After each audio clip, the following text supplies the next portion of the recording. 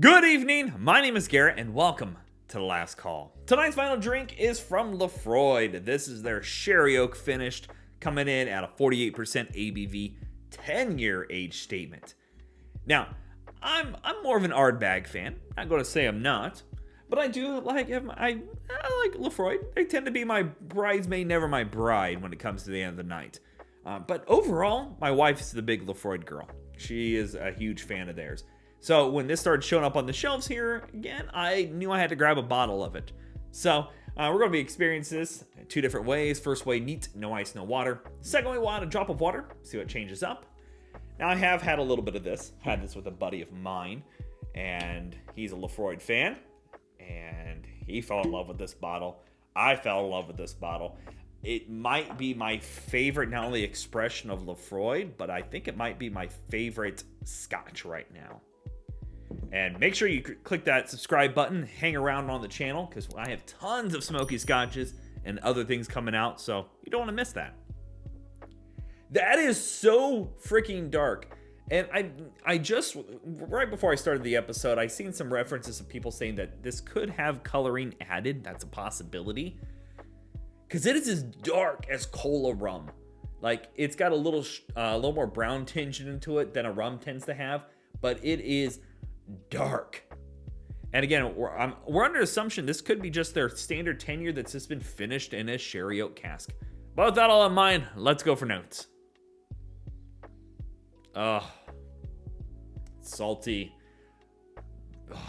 It's got this beautiful campfire going on. The sherry in here, though, it's so rich and dark. Get that bit of Band-Aid kind of going on here that Laphroaig's known for. Definitely smoky, salty.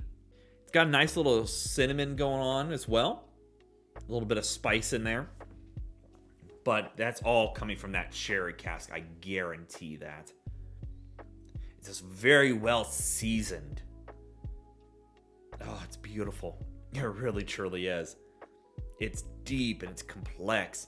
Not quite as rich as a dessert, but it's damn well close. And no real ABV.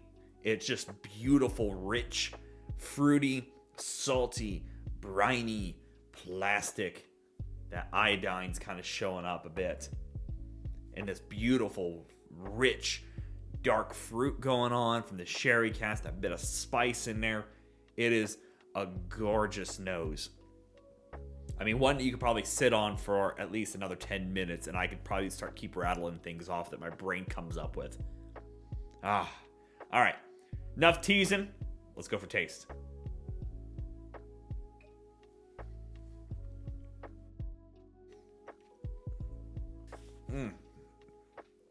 It coats the mouth so well.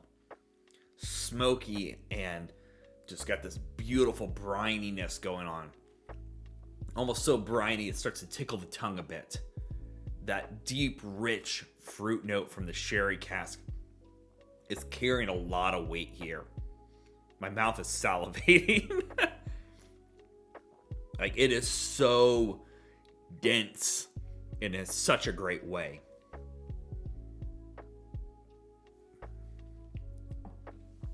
Salty, briny, deep, rich sherry fruit here. And it swells. And then it kind of tapers off a bit. Gets a little spice in here. A little bit of oak in here. And cinnamon is showing up. And then you get that salty tingle on the tongue. No real ABV. And it just kind of lingers off with a bit of deep, heavy smoke. Bit of salt.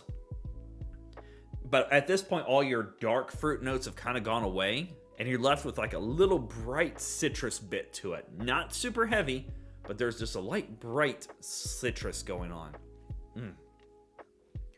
So damn good. Oh. And actually now that I said that I found that little bright citrus.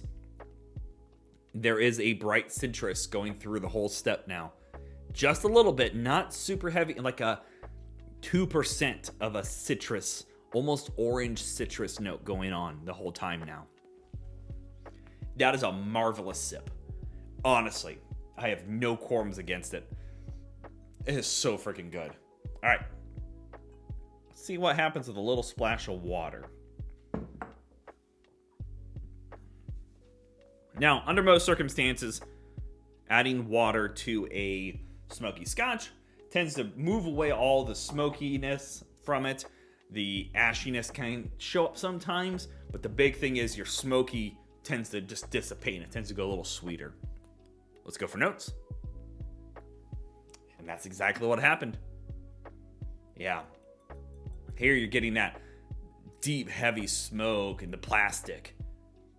Here you're getting almost lighter fruit. Not so much that deep, rich, heavy from the sherry cask, but you're getting a lighter fruit bowl now. Still getting a little bit of that little bit of smoky element going on, but it definitely went more burnt on it. Almost like that petrichor kind of showing up here. The smell of asphalt on a rainy day kind of idea. It shows up just a little bit. But the fruit note's still there. You can definitely still tell there's some sherry influence on it. But the smoky element there is just gorgeous. It really, truly is still. And again, it's kind of gotten a little more ashy than smoky, but it's still beautiful. Okay, let's go for taste. Doubles down on the petrichor on the taste. It gets a little more ashy, dark, heavy here. The peatiness is showing up just a little bit. Not really much of a smoky element on here. Your fruit element has kind of gone away. You're left very much with like almost the after effects of everything. You're kind of heavy in a lot of your notes. It just lost those characters along the way, unfortunately. Yeah. Gets a little sharper in the ABV, but you've lost out on your smoke. You've lost out on the sherry notes. You've lost on anything that made this complex and this deep, heavy-handed, great Laphroaig. And it's kind of gone more like the best thing I could probably lean it towards is more like a sherried rum. That you're getting kind of the same concept. You're getting this kind of bitey sherry going on. It's a little musty. It's ashy though, and that's where this really does differentiate itself from other things. As always, it doesn't matter what you drink or how you drink it, as long as you enjoy it. I think the neat version here is just far superior compared to the water version. All right, let's talk about market price, because we all know market price is market price, and it's always going to vary. Picked this up for $78, and for $78, it's a winner in my book every day of the week. That was out of Total Wine. Most places in my market have it around the $90. And I don't think that's a bad price for it. Still, you just don't go over too much, because, you figure I picked up Laphroaig Lore at about $120. And normally that lands at about $140s to $160s. Your cask strength 10 tends to be right there in that same price range of $80 to $90.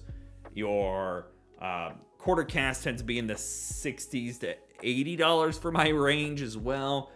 So it lines up pretty well. I'd have no problems paying $90 for it. I just wouldn't go over that personally. But honestly, it's a beautiful bottle. I 100% recommend it. If you ever get the chance to try this, I hands down give it a go, because I think you're going to love it. Especially if you're a Laphroaig fan, this is going to take you on another level.